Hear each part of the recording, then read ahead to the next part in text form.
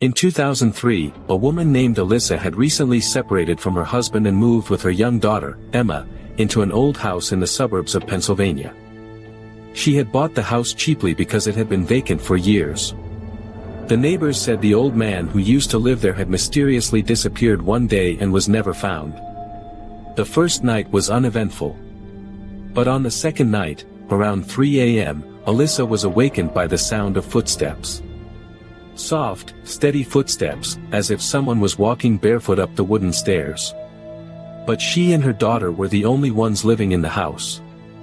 Alyssa got up, turned on all the lights, and searched the house. She found nothing.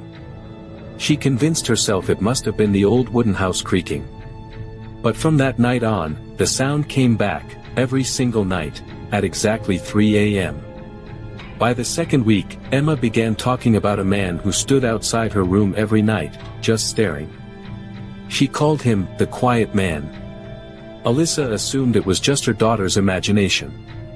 Until one night, she heard a whisper. The whisper came from behind Emma's bedroom door. A raspy voice that said, "You're still awake." When Alyssa opened the door, no one was there, just wet footprints on the floor.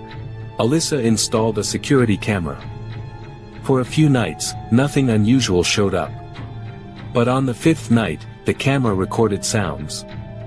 Footsteps. A whisper. And then, something that made her hair stand on end, the faint creak of one specific stair step, and a voice that said, "I'm still here." Later, she heard from a neighbor that the old man who lived there had buried his wife's body under the staircase years ago.